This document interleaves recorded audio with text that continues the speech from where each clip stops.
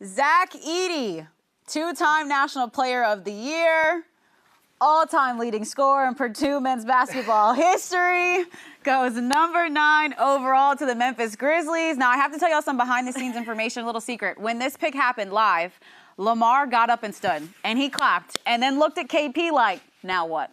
So I'm going to start with you, Lamar. What's going on here? We like this pick, clearly. Since you asked me, I guess I'll answer. It's just one of those things. I envisioned this for ZACH EDEY.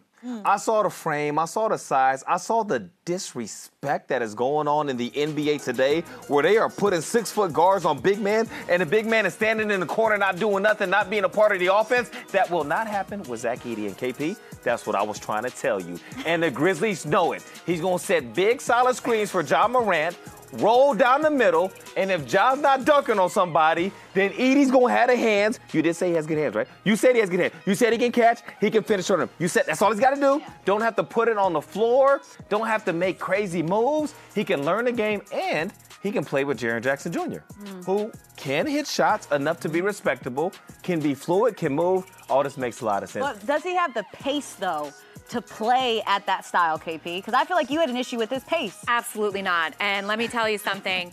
Every other team picking after 9 for taking ZACH EDEY off the board means that they don't have to be tempted to take him. I talked to an NBA scout, and he said, out of my 58 board, ZACH EDEY is number 58. This is the perfect draft for him. That is so, his game does not translate. I hope he is hearing it. I don't know why. I do not know why you are investing a top 10 pick with what else is on the board on ZACH EDEY, a backup center, someone who's going to be a defensive liability. Yes, I understand he's going to set bruising screens for Ja Morant. You didn't say it like that, though. Yeah, but I'm fired up. But what is his roll rate? He makes 8% of his shots off pick and roll. Is he going to be able to just stand in the lane and with his back to the basket and post up like he's Shaq Hakeem? Let's like, remember, none of this makes sense to me. I understand getting another center in the front court alongside Jaren Jackson so he can be more of a floor spacer, but he's not going to be on the court that much. And when you're leaving Cody Williams on the board, you're leaving Tristan Da Silva, Devin Carter, all of these players that have like way more upside than ZACH EDEY. None of this makes sense. I am completely baffled, and if I'm wrong, I will take the L, but he is not going to translate. He is a poor man's Boban. Would you consider Steven Adams as somebody that plays really fast? Okay, you're going to give me one comp in Steven Adams. All you need is one. All I'm saying. What, Steven Adams, you can guard Donovan Clinton. You guys can guard each other. That's only one team.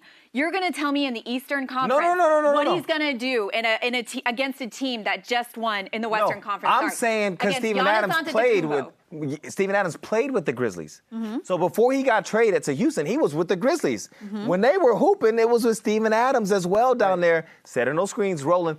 The workload is going to be completely different. This will be the first time that he has played, and he don't have to worry about a double team, most likely. He doesn't have to worry about every possession down. We need to come to you. So you know what? Conserve some of that energy at times. Jaren Jackson Jr., that's why he rolls. He's 7'4", 300 pounds. He better be. He's going to be long down there. It's a lot of energy to conserve. Tom, get in here, Tom. Remember, when Ja Morant and the Memphis Grizzlies were in the playoffs, they needed half-court scoring. They needed someone they could throw the ball to get buckets. It's not all on Ja Morant and Jaren Jackson Jr. They needed another scorer. ZACH EDEY, he's a different skill set than Steven Adams, but he's bigger than Steven Adams.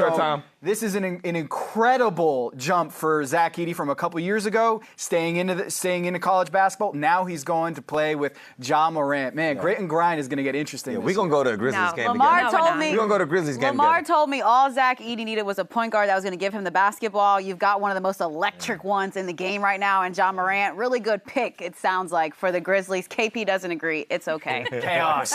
We know what emoji this is getting.